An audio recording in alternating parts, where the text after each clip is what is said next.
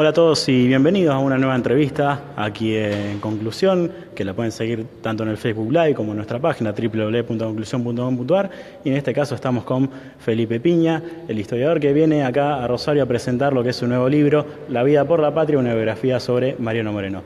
Felipe, muchas gracias por estar acá y bueno, te consultamos cuál fue el puntapié que te llevó a iniciar este libro, a iniciar esta biografía, esta revisión sobre Mariano Moreno. Bueno, había un plan de trabajo que arrancaba con San Martín, seguía con Belgrano y terminaba con Moreno, que son estas tres biografías que me parecen centrales para entender nuestra historia de lo que yo llamo los padres fundadores, ¿no? Como dicen los norteamericanos, que me parece más lindo y más claro que prócer, que es una palabra fría.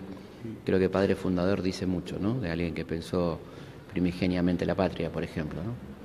Y hay algo que por ahí vos también marcaste en algunas otras entrevistas que tiene que ver también con un cierto interés, digamos, también de la historia por ahí denostar justamente a estos padres fundadores.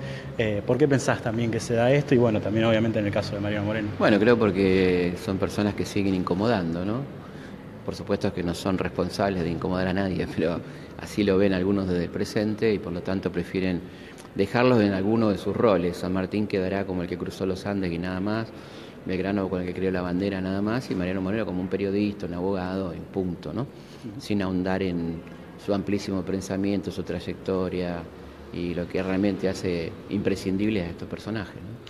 Y bueno, es interesante esto que marcás también, llevándolo a otro ámbito, el ámbito educativo, por ejemplo, ya que bueno, la historia que se enseña, la historia oficial, tiene que ver más con esa parte de la visión. ¿Qué opinión tendrías al respecto? Sí, claramente, o sea, es la historia de los especialistas, digo yo, ¿no? Donde Sarmiento solo escribió el Facundo, solo fundó escuelas, una historia muy pobre que se entiende como destinada a niños y adolescentes, ¿no? Como que la historia únicamente es una historia escolar que solamente se ve en las escuelas, además subestimando mucho a nuestros niños y adolescentes que son muy inteligentes, son muy astutos hoy en día, están muy digitalizados, tienen concepto de conflicto, entienden los vínculos de otra manera a lo que podía entender un chico de los años 50, donde se escribían los libros de Piaget, ¿no? Pero la verdad que hoy andar disimulando y escondiendo el conflicto es una ridiculez.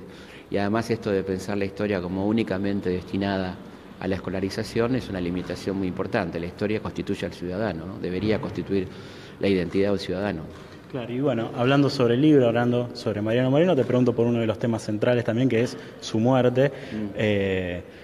¿Qué hay detrás de ella?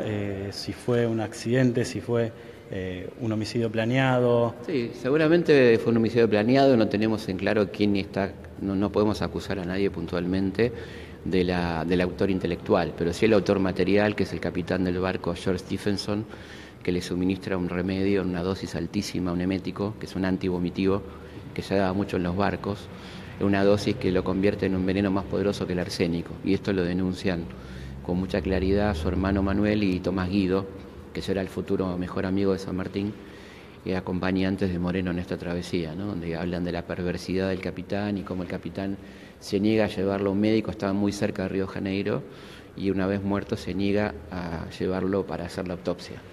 Y justamente, bueno, no sabemos quién es el autor intelectual, pero bueno, en base a la época, en base a sus pensamientos, ¿cuáles hubieran sido los motivos, digamos, para querer darle fin?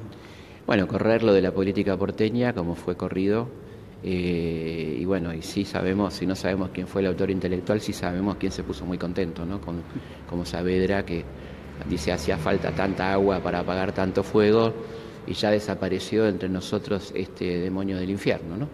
Así que ellos estaban muy contentos. Y saavedrismo es el antecedente clarísimo del unitarismo rivadaviano. Todos los personajes que están con Saavedra van a estar después con Rivadavia, ¿no? Hay varias cosas que desmitificás también con esta biografía. Una, por ejemplo, la más clara es que, bueno, esa postura de que era unitario. Pero también hay otra parte que remarcás, que es cuando lo califican de liberal, por ejemplo.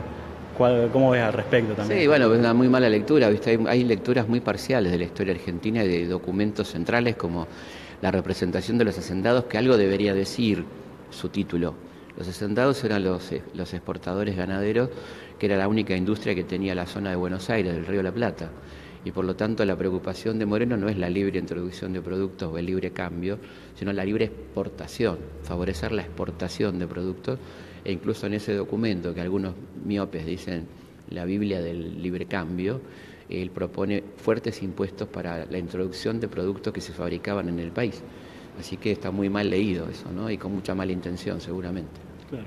Y para ir cerrando un poco te pregunto, bueno, con respecto a estas ideas de Mariano Moreno, si su pensamiento se podría también reflejar en una sociedad actual, con este contexto político-social, si serían compatibles esas ideas. Y yo creo que dramáticamente sí, digo dramáticamente porque pasaron 200 años y tiene una vigencia increíble, lo cual habla por un lado de su mente preclara, pero también de la tristeza que a 200 años no se han cumplido sus ideas todavía, no se han podido concretar. Claro, y bueno, y ahora sí por último, preguntarte, bueno, por una parte también importante dentro del libro que son las cartas de Guadalupe, cuando ella todavía le escribía sin saber que estaba muerto, ¿qué te generó también esa parte de la investigación, esta parte? Bueno, mucha emoción, porque pensar que era una chica que tenía ahí, tendría 19 años, está escribiéndole a su amor que sin saber que está muerto, y además con un nivel político alucinante, porque las cartas tienen una parte importante de amor, pero también de información política, cuando cuenta, por ejemplo, que en el primer aniversario del 25 de mayo de 1811, Saavedra prohíbe las mueras al rey y las vivas a la patria, ¿no?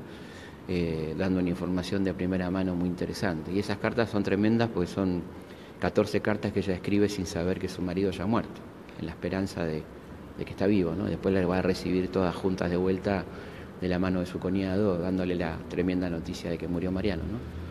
Felipe, muchísimas gracias y mucha suerte ahora con la presentación. Muchas gracias.